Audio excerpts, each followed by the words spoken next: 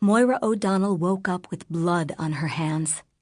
Her heart raced as she sat upright in the strange bed, staring at the dark red blood drip, drip, dripping onto the white sheets, disappearing as each thick drop spread.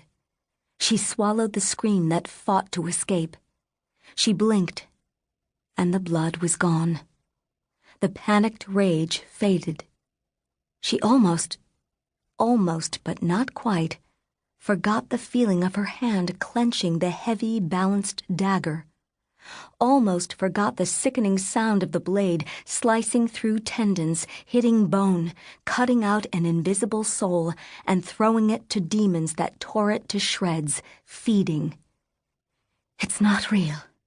It's not real. It's not real. She repeated the mantra, reminding herself that it was only a nightmare, that she'd certainly never killed a person. The fear from the dream stayed. It always did. Moira lived with fear day in and day out, sometimes buried so deep she almost could believe it was gone, when she lied to herself. As the nightmare faded, her vision blurred. The dim early morning light coming from the edges of the closed blinds looked cloudy and surreal, like her nightmare. She felt a vision coming on, but that wasn't possible. She'd never been fully awake for a vision before.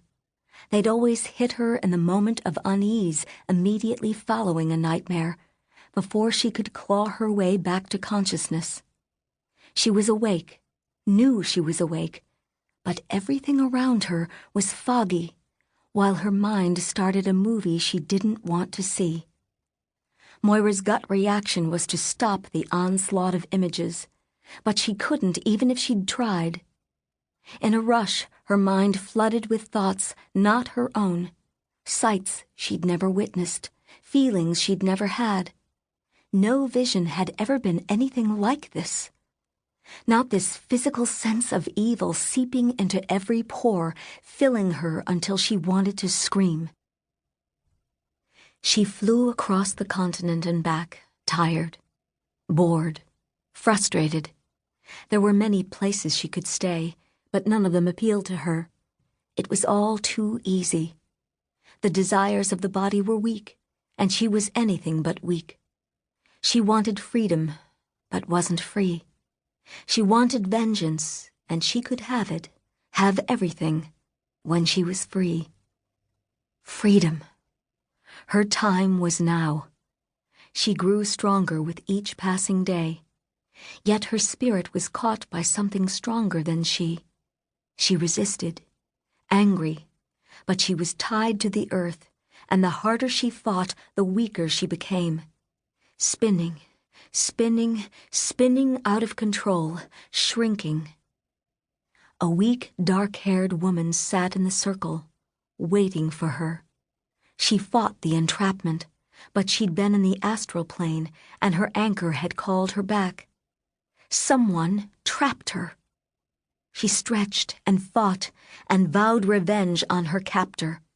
The mind that shared this body was foolish.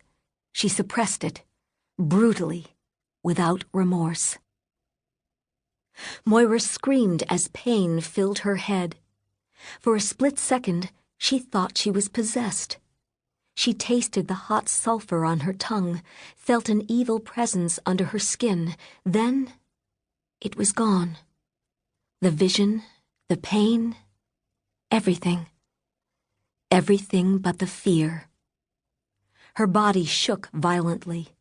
From the corner of her eye, she saw movement. Something was in her room. She jumped out of bed, knife in hand, without even thinking about reaching under her pillow for her weapon.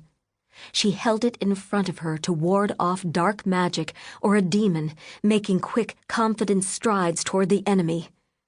Moira. Rafe. She swallowed, blinked, tried to regain her focus as she wobbled on her feet. He grabbed her wrist and her vision cleared. She had been inches from him. What if she'd hurt him? What if she'd been trapped in a vision and killed him? "You were looking right at me, but you didn't see me," he said quietly. She shook her head to clear her foggy mind and sat back heavily on the edge of her bed. She had to get her mind wrapped around what had just happened. The nightmare, waking up, the vision, being only inches from Rafe before she recognized him. Maybe she had been asleep. That made her more dangerous to those she cared about. She'd been in Santa Luisa for nearly a month, but the last 2 weeks she'd been doing nothing. Anthony Zaccardi, Santa Luisa's own resident demonologist, had his books and research, trying to track down the 7 deadly sins. Rafe had his physical therapy and retraining. And what did she have? Exercise until her body ached. Nightmares that reminded her of her deadly flaws. Visions almost daily for the past 2 weeks that left her drained and on edge. And still, no trace of her mother, Fiona O'Donnell, or Fiona's lover, Matthew Walker. In the last 7 years, she'd never stayed in any one place this long, except when training to become a demon hunter at Olivet. At least there, she'd worked her ass off, too exhausted to go stir-crazy.